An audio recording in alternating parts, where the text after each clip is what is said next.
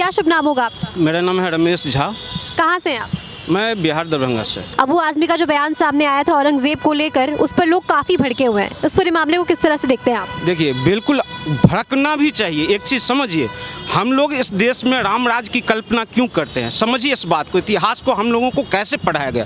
राम राज की कल्पना हम इसलिए करते हैं क्योंकि भगवान राम 4 भाई थे और भगवान राम अपनी पिता की एक वचन को पूरा करने के लिए जाकर 14 वर्ष वनवास चले जाते हैं और जिस भाई के लिए छोड़ कर जाते हैं वो भाई भी वनवासी की तरह उस सिंहासन पर नहीं बैठता है और उस अपने भाई के लिए वहाँ पे वो भी वनवासी की तरह रहते हैं। लेकिन यहाँ देखिए, शाहजहाँ के कितने पुत्र थे? 4 पुत्र।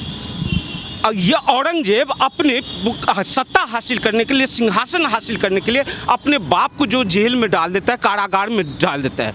उसके बाद उससे भी उसका दिल जब खुश नहीं होता है तो अपने भाई दारा शिकाहो उसका गर्दन काट कर अपने बाप के सामने थाली में सजा कर प्रस्तुत करता है। समझिए, जो ये मुगल कितने आक्रांता थे। इन मुगलों ने इस देश की संस्कृति व्यवस्था को नष्ट किया। उसके बाद शाहजहाँ को गर्मी के टाइम में केवल 1 सुराही पानी मिलता था पीने के लिए। शाहजहाँ ने कहा जो गर्मी का मौसम है इससे ज़्यादा पानी मुझे चाहिए, इससे गुजारा नहीं चल सकता है।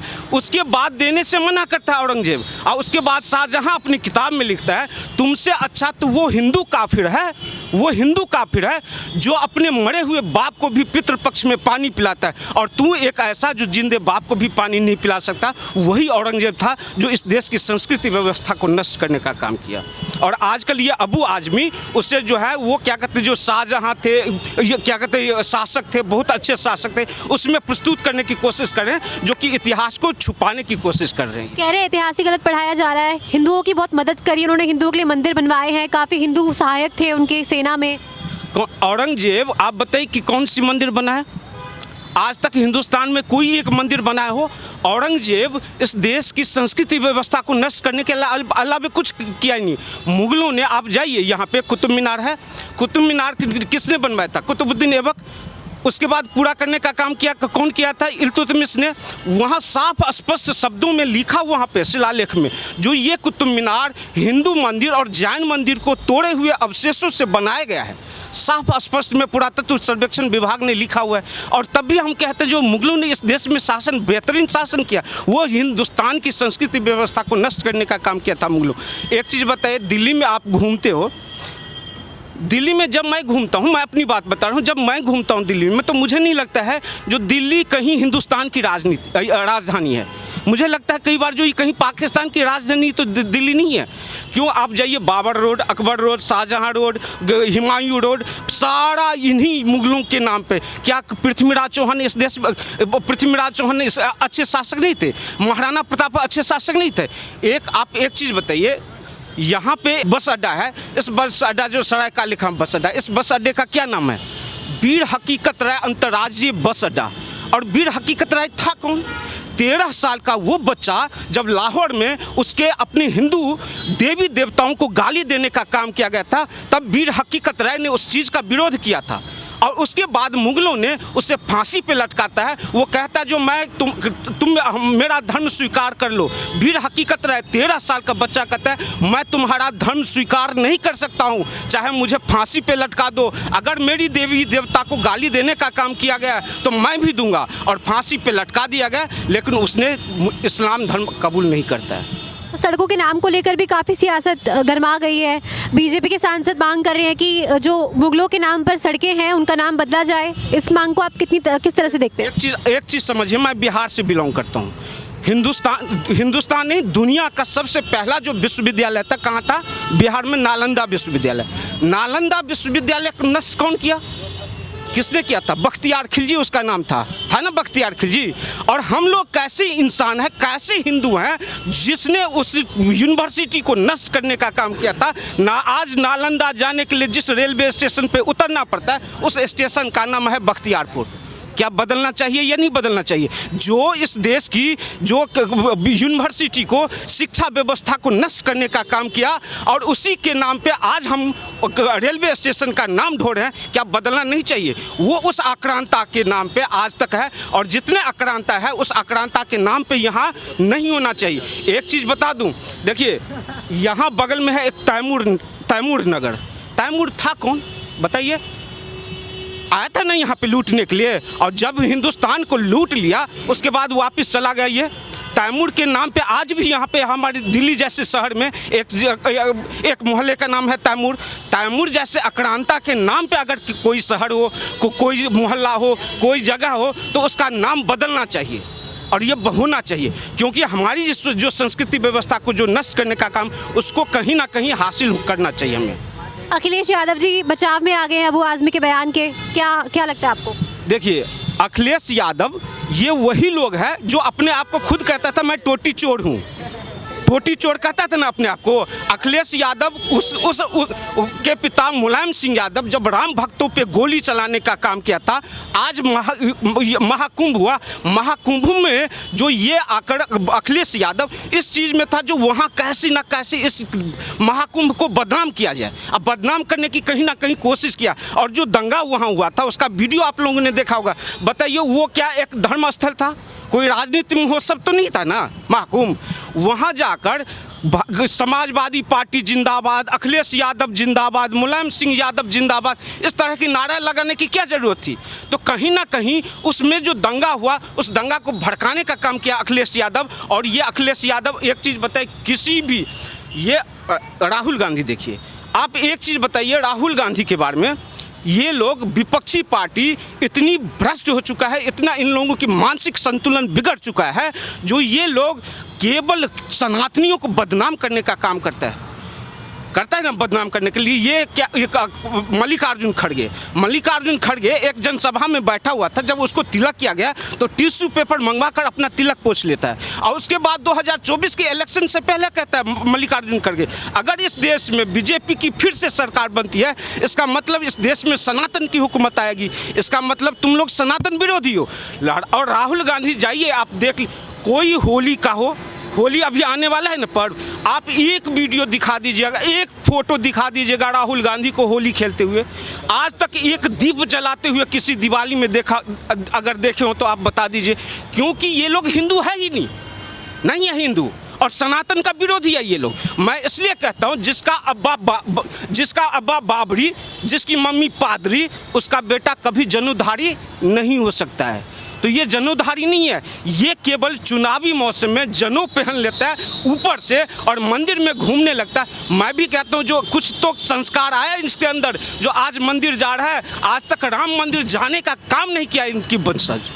और इंदिरा गांधी जाकर बाबर की कब्र पे जाकर रोती है, जो मुझे ऐसा लगता है जो मैं किसी अपने की कब्र पे आया हूँ। सुने होंगे, पढ़े होंगे, जो बाबर को अपना के है वो इस देश का नहीं हो सकता है। तो अबू आज़मी को जो विधानसभा से निलंबित कर दिया गया है, उस पर बयान आया है अखिलेश यादव का, कह रही है कि ये तो अभिव्यक्ति की आज़ादी को खतरा है। देखिए, अभिव्यक्ति की आज़ादी की इतनी खतरा है, जो ये लोग जो सनातन को गाली देने का काम करते हैं और उसको कहते हैं अभिव्यक्ति की आज़ादी, तब भी तुम गाली देने का काम करते हो, तब भी तुम सनातन का विरोध करने का काम करते हो। यही वजह है जो तुम्हारी सरकार इस बार भी नहीं है, 3 बार केवल जवाहरलाल नेहरू की सरकार रही थी, और उसके बराबर रिकॉर्ड बना है जो आज़ादी के बाद जो दूसरी बार कोई दूसरी सरकार जो तीसरी बार इस देश में अपनी सरकार बनाई। जानते क्यों? क्योंकि इन लोगों ने इस सनातन व्यवस्था को नष्ट करने का काम किया, सनातनियों को गाली देने का काम किया। यही वजह है जो अभी भी मैं कहता हूँ, अगर अकल है तो अभी भी वक्त है तो सुधर जाओ। सनातन को गाली देने का काम, तुम्हें विरोध करना है नरेंद्र मोदी का विरोध करो, तुम्हें विरोध करना है तो बीजेपी का विरोध करो, अपने तर्कों के साथ करो। अगर तर्क नहीं है तो तुम सनातन को गाली देने का काम करते हो, ये काम करना बंद कर दो। तुमने इस देश को नष्ट किया और देश को विभाजन करने का काम तुम लोगों ने किया था, यही कांग्रेसी ने किया था, जो आज भारत, पाकिस्तान और बांग्लादेश बना। और आज फिर ये बांटने की कोशिश में लगे हुए, बांटने की राजनीति कर रहे हैं। इसलिए मैं कहता हूँ इस चीज़ का विरोध होना चाहिए। अखिलेश यादव कह रहे हैं कि अगर अबू आज़मी को निलंबित करके लोग ये सोच रहे हैं कि सच की ज़बान को रोक देंगे तो गलत सोच रहे हैं, उनकी ज़बान को सच की ज़बान कह रहे हैं, इस पर क्या है? देखिए, अबू आज़मी को बर्खास्त करना चाहिए। मैं तो कहता हूँ अखिलेश यादव को भी बर्खास्त कर देना चाहिए, पार्टी से निकाल दो। बिल्कुल, उसको पार्टी से मैं कहता हूँ अखिलेश यादव को। आज देखिए यूपी की जनता ने उसे उखाड़ फेंक दिया। अभी उपचुनाव हुआ यूपी में, और जाकर पूरी ताकत लगा दिया था वहाँ पे, लगाया था ना अबू आजमी, ये सॉरी अखिलेश यादव, पूरी ताकत लगाया। उसके बाद अवधेश प्रसाद, वो भी पूरी ताकत लगा दिया, फिर भी वो उस चुनाव में जीत नहीं पाया, क्योंकि अब जनता समझ चुकी है जो हमें तोड़ने की राजनीति कौन कर रहा है और किसका विरोध कर रहा है, ये लोग वो सब समझ चुकी है इस देश में। योगी जी कह रहे हैं ऐसे लोगों को यूपी भेज दो, हम इलाज कर देंगे इनका। देखिए एक चीज़ बताइए, जब अटल बिहारी वाजपेयी की सरकार थी, इन विरोधी पार्टी को, ये कांग्रेस पार्टी को अटल बिहारी वाजपेयी अच्छे नहीं लगते थे और उससे ना आडवाणी अच्छे लगते थे। आज जब नरेंद्र मोदी की सरकार है तो इन लोगों को अटल बिहारी वाजपेयी बहुत अच्छे लगते हैं। अगर योगी जी आ गए ना तो कहीं ना कहीं विपक्षी पार्टी को मोदी जी भगवान ना लगेगा जो भगवान था। मैं इसलिए कहता हूँ जो अगला जो प्रधानमंत्री भी है वो योगी जी ही बनने वाले हैं और योगी जी आएंगे इस देश में। अखिलेश यादव जो बचाव कर रहे हैं ऐसे बयानों का, क्या लगता है क्यों उनके पेट में इतना दर्द हो जाता है जब बात मुसलमानों मुगलों पर आती है? ये तो है ही। मुलायम सिंह यादव एक बार विधानसभा में बयान दिया था, वो बयान आप लोगों ने देखा होगा, जो कहा मैं हूँ मुसलमानों का, मैं और रहूँगा, मैं मुसलमानों का रहूँगा, नहीं हूँ मैं तुम्हारा नहीं हूँ, तुम्हारे हिंदू का नहीं हूँ, मैं मनुवादी विरोधी हूँ। मतलब मनुवादी आज करके मनुवादी बोल के किसको गाली देने का काम करते हैं ये लोग हिंदू संस्कृति व्यवस्था को गाली देने का काम करते हैं। मैं कहता हूँ मनुवादी जाकर मनु संहिता जिसने भी नहीं पढ़ाओ, मनु संहिता में क्या है? मनु संहिता में 4 वर्ण में विभाजित किया गया है, वैश्य, शूद्र, ब्राह्मण और क्षत्रिय, ये 4 वर्ण व्यवस्था है, वो जाति व्यवस्था नहीं है। जिसका जो काम था उस काम के हिसाब से उसको बांटा गया है। और आज ये लोग जो कहते हैं, जो ये मनुवादी बोल के गाली देने का काम करते हैं। तो अबू आज़मी ने अब स्पीकर को चिट्ठी लिखी है, कह रहे हैं कि जो उनका पूरा बयान है औरंगज़ेब को लेकर वो गलत तरीके से दिखाया जा रहा है, उनकी इंटेंशन ये नहीं थी। देखिए इंटेंशन, इन लोगों की इंटेंशन खराब है, इन लोगों की ही इंटेंशन खराब है, जो किस तरह से ये इस देश में काम किया और विरोध करने का काम किया, इन लोगों की इंटेंशन खराब है। दूसरी बात ही एक चीज़ है, जो मुलायम सिंह यादव जो सनातन का विरोध किया था और जिस तरह से इस देश में राम भक्तों पे गोली चलाने का काम किया था, जिस तरह से बांटने की राजनीति किया था, वो आज इस देश की जनता को मालूम है और सब कुछ याद है उनको। तो इसलिए बांटने की राजनीति करने वाले ये लोग हैं। क्या लगता है जो अखिलेश यादव और समाजवादी पार्टी इस तरह के बयानों का बचाव करती है सिर्फ मुस्लिम वोट बैंक पाने के लिए, सही है? देखिए ये लोग किसका बचाव करते थे, यही मुलायम सिंह यादव।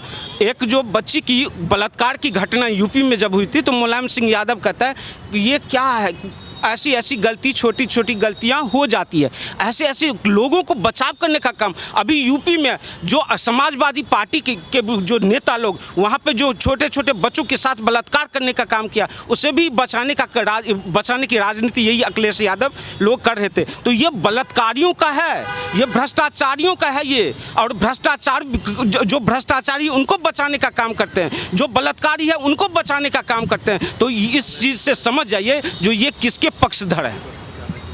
आप विपक्ष को क्या मैसेज देना चाहते हैं इन सब पूरे मामले पर? मैं विपक्ष को यही मैसेज देना चाहता हूँ, अभी भी वक्त है, सुधर जाओ, संभल जाओ और इस देश को बांटने की राजनीति मत करो। और बांटोगे तो उन्होंने कहा था ना, बटोगे तो कटोगे का मतलब ये हुआ जो आप जिस तरह से बट रहे हैं, जो हमारी अपनी ही सनातन, मैं कहता हूँ कुछ हमें अब अगर दुख होता है ना तो खास करके अपनी ही सनातन लोगों से, क्योंकि वो जो जिस तरह की जो वो क्या सेकुलरिज्म का चश्मा पहन के और जिस तरह से वो कहते हैं जो नहीं इनका ये हमारा विरोधी नहीं है, हम इसके पक्षधर है। तो इसलिए जब मुझे दुख होता है इस बात की, जो मत चीख अभी गहरी नींद सोया हूँ मैं, मत चीख, मैं खास करके अपने हिंदू भाइयों से कहता हूँ, मत चीख अभी गहरी नींद सोया हूँ मैं, अभी कश्मीर, केरल और बंगाल ही तो खोया हूँ मैं। आधे एशिया तक फैला था साम्राज्य मेरा, आधे एशिया तक फैला था साम्राज्य मेरा, इस मधुर मीठी नींद में जरा सा तो सोया हूँ मैं। 28 राज 8 केंद्र शासित प्रदेश शेष बचे हुए हैं, इनके लुटने तक नींद चैन सोया हूँ मैं। जी हिंदू हूँ मैं, अपनी स्वार्थ की चादर ओढ़ के सोया हूँ मैं। हम लोग अपनी स्वार्थ की चादर ओढ़ के सो चुके हैं और इन्हीं सोने के चक्कर में हम लोग खोते जा रहे हैं। इसलिए मैं देश की जनता को कहता हूं, जागरूक बनो, समझदार बनो, कौन बांटने की राजनीति कर रहा है इस चीज़ को समझो और परखो। धन्यवाद।